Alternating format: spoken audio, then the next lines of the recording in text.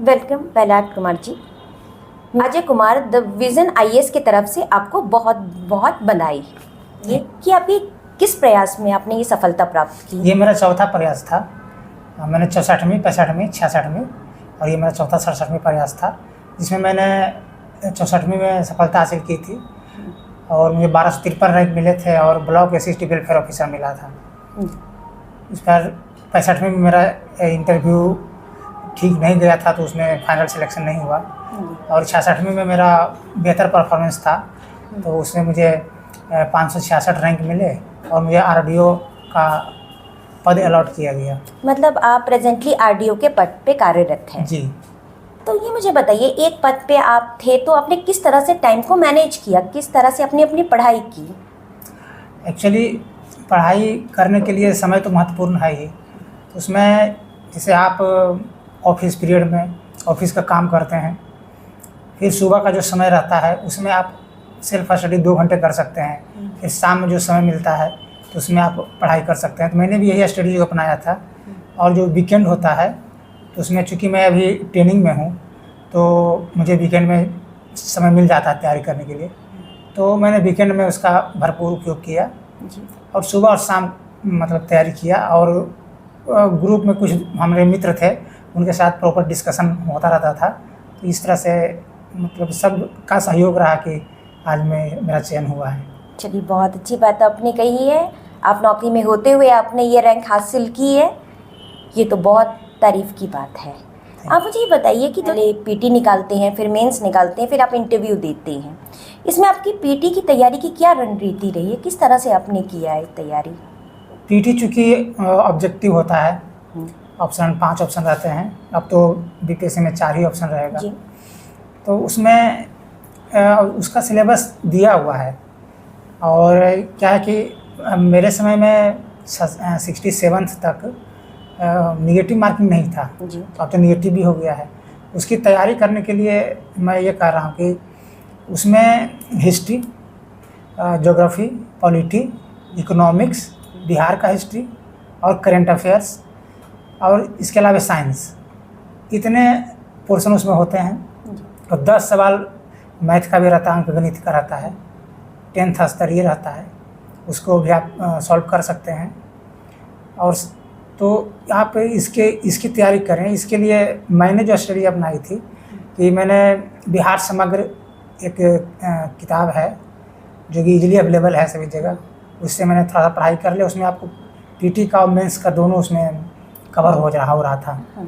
और बाकी के लिए हमने लूसेंट का अध्ययन किया। क्रॉन एक किताब है, उसमें भी मैंने देखा कुछ नए चीज़ ऐड किए गए हैं।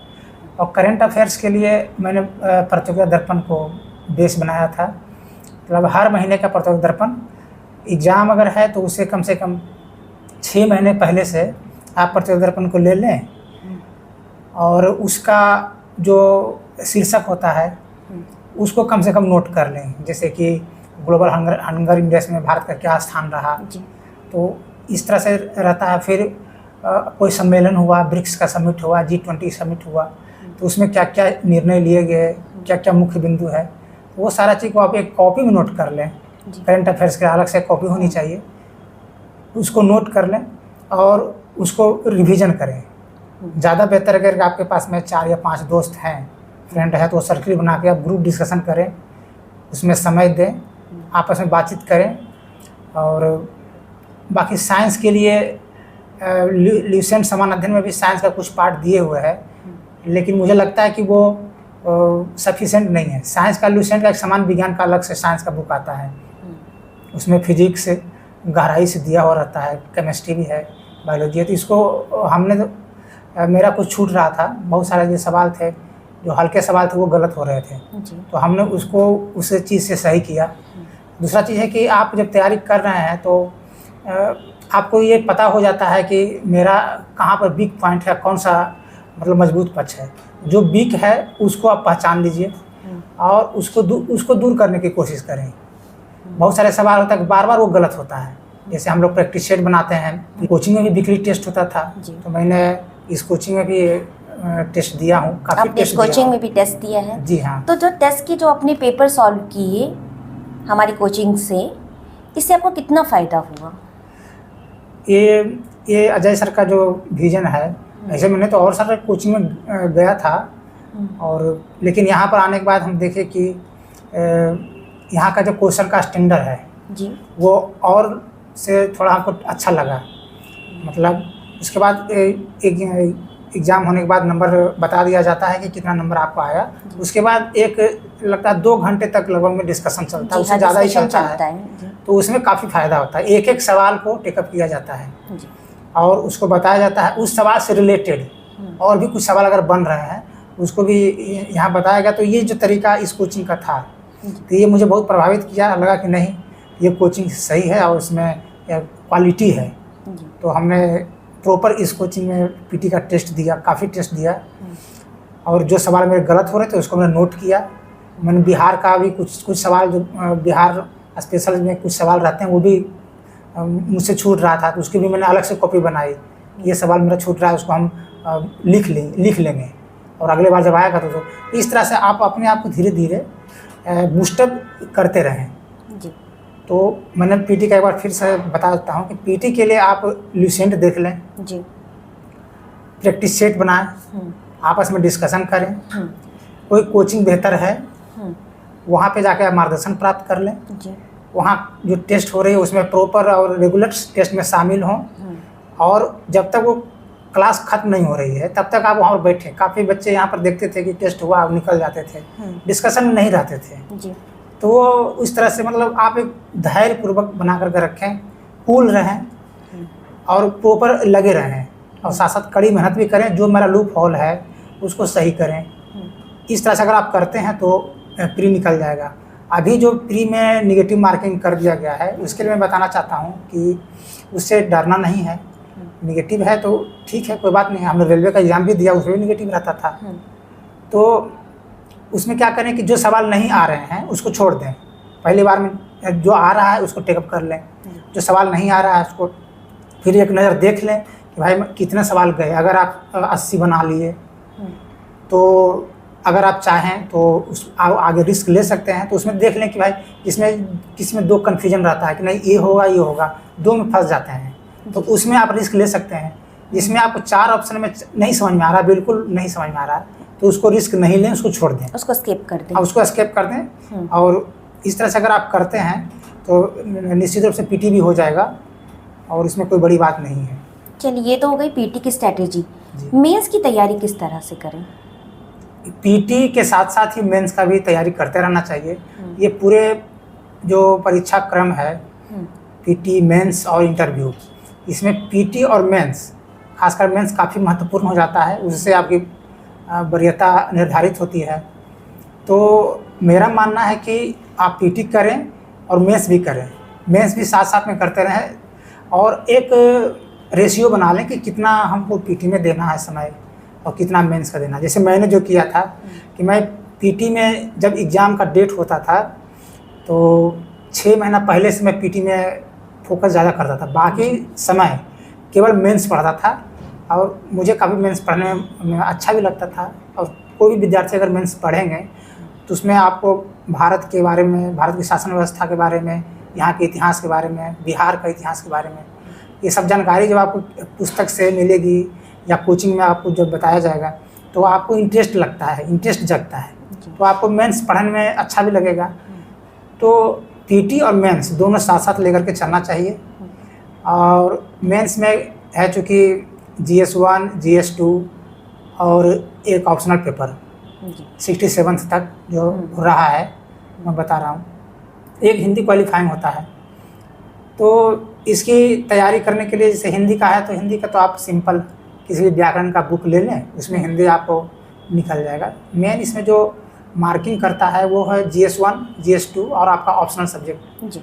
तो GS1 में आप उसका जब सिलेबस देखेंगे बीपीएससी का, GS1 में 3 सेक्शन आता है जी, जिसमें कि फर्स्ट में हिस्ट्री, आर्ट एंड कल्चर है। इसमें कि बिहार की हिस्ट्री, बिहार के स्वतंत्रता संग्राम, बिहार की कला, ये सारे रहते हैं। फिर है सेकेंड सेक्शन में करंट अफेयर्स पूछा जाता है, इसमें कि अंतर्राष्ट्रीय और राष्ट्रीय स्तर पर जो भी घटनाएं घट रही हैं उनसे संबंधित प्रश्न रहते हैं। और तीसरे प्रश्न में स्टैटिस्टिकल रहता है, डाटा इंटरप्रिटेशन रहता है, सांख्यिकी रहता है, इसको कि सॉल्व करना रहता है। एक तरह से क्या वो गणित है, मैथ है। जी। ये 3 सेक्शन होता है, तो उस हिसाब से इसमें तैयारी करनी चाहिए। सेकेंड पेपर में आपको जो कि फर्स्ट पेपर से थोड़ा हार्ड होता है, उसको कह सकते हैं, और अंकदायी भी होता है सेकेंड पेपर। उसमें पॉलिटी रहता है जी। फर्स्ट सेक्शन में, और सेकेंड में इकोनॉमिक्स और ज्योग्राफी के 1 सवाल रहते हैं, इकोनॉमिक्स के ज़्यादा रहते हैं, और थर्ड में साइंस और टेक्नोलॉजी से सवाल रहते हैं। तो ये सिलेबस में मेंशन है कि कहाँ से क्या क्या पढ़ना है। ये सिलेबस एक बार बहुत ज़रूरी है कि देखना है। जी। मतलब मेरा कहना है कि सिलेबस को आप प्रिंट करके आप अपने स्टडी रूम में चिपका लें, ताकि आप उसको हमेशा देखते रहें। और थर्ड में है कि आप ऑप्शनल पेपर जो रखे हैं, जैसे मेरा लोक प्रशासन था, तो मैंने उसकी तैयारी की और उसका नोट्स बनाया। एक ऐसे का पेपर आ गया है, निबंध का पेपर आ गया है जी। इस विषय की कैसे तैयारी कर सकते हैं? वो चूँकि यूपीएससी में भी निबंध है, तो उसी को मतलब बिहार भी अडॉप्ट कर रहा है। ऑप्शनल को अब समाप्त कर दिया है, समाप्त नहीं मतलब उसको क्वालिफाइंग नेचर का बना दिया गया, उसका मार्क नहीं जुटेगा। तो निबंध में क्या है कि निबंध में आप उस तैयारी करने के लिए मेरा मानना है कि पेपर में जो आता है एडिटोरियल, उसको देख सकते हैं। उसमें काफ़ी गहराई से चीज़ों को देता है। साथ ही साथ निबंध का अगर कोई प्रैक्टिस वर्क बुक मिल जाता है, जो कि उसमें कुछ अच्छे विषय पर निबंध लिखे गए हैं, तो उसको भी आप फॉलो कर सकते हैं। और उसमें है कि निबंध में आप कहीं कोई उसका पैमाना तो होता नहीं है कि आपको विशेषता बतलानी है, आलोचनात्मक परीक्षण करना है। वो आपको एक सब्जेक्ट दिया रहता है और उस पर मान ले कि दे दिया वो आज़ादी का अमृत महोत्सव, उसके बारे में निबंध लिखना है। तो उसमें आज़ादी का अमृत महोत्सव जो हम लोग मना रहे हैं, तो उसके बारे में लिखना है कि भारत सरकार ने इसको कब स्टार्ट किया और स्टार्ट करने के पीछे उद्देश्य क्या था, इसमें किन किन फैक्टरों को टेकअप किया जा रहा है जी। और इसको एक होल सोल में मतलब एक ऐसा इसका रूप देना है कि जिससे कि लगे कि नहीं जो हमारे जो स्टूडेंट है उसको इस विषय की गहराई से जानकारी है। इसमें कुछ अगर लोकोक्तियाँ हैं, मुहावरे हैं, वो भी डाल सकते हैं। तो इस तरह से कर सकते हैं। चलिए बहुत अच्छी। आपका मेंस का मीडियम क्या रहा है? मेरा मीडियम था हिंदी था।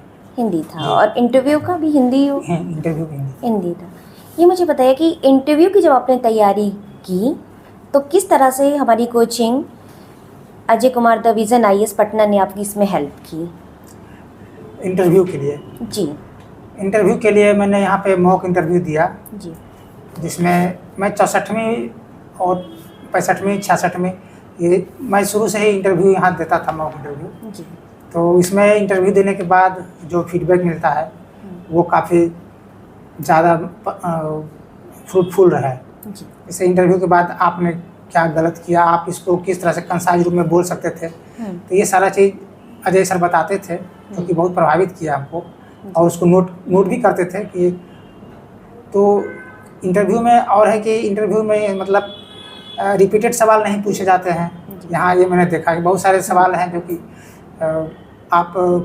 मैंने और भी मौक दिया हूँ, तो उसकी तुलना में मुझे लगा कि नहीं यहाँ काफ़ी ठीक है। जैसे मेरा RDO का फील्ड था, क्योंकि मैं अभी एज ए BDO मैं ट्रेनिंग ले रहा हूँ, तो सर ने ग्रामीण विकास से संबंधित बहुत सारे सवाल किए। मैंने 3 मौक दिया, तीनों में सर ने अलग अलग से सवाल किए, रिपीट नहीं हो रहा था सवाल। उसके बाद जो फीडबैक हुआ, फीडबैक भी सर जो बताया वो काफ़ी फ़ायदेमंद रहा, जिससे मैं मेरा कुछ ज़्यादा बोल लेता हूँ, मतलब टू द पॉइंट नहीं बोल पा रहा था। बोले कि आप टू द पॉइंट बोलिए, आवाज़ में थोड़ा सा होना चाहिए। अच्छा, 10 मिनट के लगभग ही चला मेरा। तो उसमें जो बोर्ड मेंबर थे वो न्यूज़पेपर से सवाल पूछे थे। LGBT का जो एक याचिका था मैरिज लॉ बनाने के लिए, तो उससे सवाल पूछे गए, और निठारी कांड से सवाल पूछे गए। तो फिर सुप्रीम कोर्ट के बारे में, हाई कोर्ट के बारे में सवाल पूछे गए। तो ये सवाल मॉक में भी पूछे गए थे, लेकिन ये दूसरे रूप में थे। जी, मतलब सवाल वही थे, फॉर्म अलग था। जी। ठीक है, चलिए बहुत अच्छी बात है। क्या आपने अपनी पढ़ाई में सोशल मीडिया का इस्तेमाल भी किया है, क्योंकि सोशल मीडिया से भटकाव भी होता है? सोशल मीडिया अभी बहुत बड़ा हथियार है, एक कह सकते हैं जो तैयारी कर रहे हैं उनके लिए। आप हर पत्रिका को या हर चीज़ को आप मार्केट से जाके खरीद नहीं सकते हैं, उतना समय नहीं रहता है, लोगों की पहुंच नहीं रहती है। जो बच्चे ग्रामीण क्षेत्र में हैं तो वो पटना आकर के तैयारी नहीं कर सकते हैं, यहाँ से किताब खरीद के ले नहीं जा सकते हैं। अगर आपके पास में एंड्रॉयड फ़ोन है, आप मीडिया से जुड़े हुए हैं सोशल मीडिया से, वो सारा चीज़ आपको ऑनलाइन प्लेटफार्म पर अवेलेबल है। वीडियो भी बहुत सारे कोचिंग का वीडियो भी है, तो उसमें फ़ायदा, उसको भी आप अनुसरण कर सकते हैं। मतलब सोशल मीडिया का अगर आप उपयोग करना चाहें तो अच्छे से कर सकते हैं।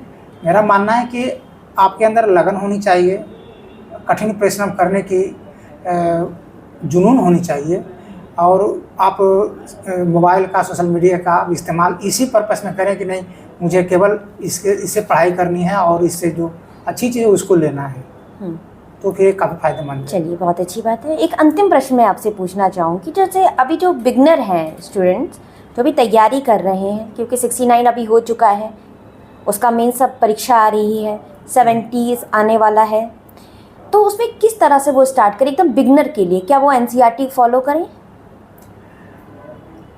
एनसीईआरटी, केवल अगर एनसीईआरटी को मैं कहूँगा कि पढ़ें तो वो पर्याप्त नहीं होगा।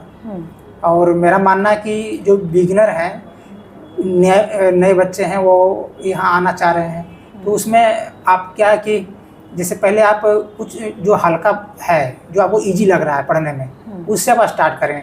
जैसे मैंने कहा कि लुसेंट का सामान्य ज्ञान से पढ़ें, वो आपको इजीली अवेलेबल है, आप उसको पढ़ लें।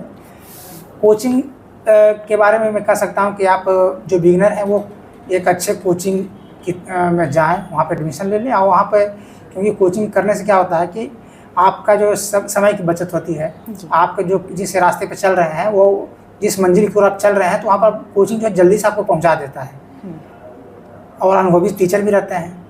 तो तीसरा चीज़ कहूँगा कि उसमें आप अपने दोस्तों के साथ एक सर्किल बना लें, जो अच्छे मित्र हैं, जो पॉजिटिव सोचते हैं, जो डिवोटेड हैं, उनके साथ सर्किल बना करके आप डिस्कशन करें, टास्क दें, टास्क को पूरा करें, आपस में कंपटीशन करें, साथ साथ ये कोचिंग से जुड़ रहे हैं तो मतलब ज़्यादा आसान हो जाएगा बिगिनर के लिए। मतलब कोचिंग से गाइडलाइन के लिए जुड़ना चाहिए, आप ये बात को कहते हैं।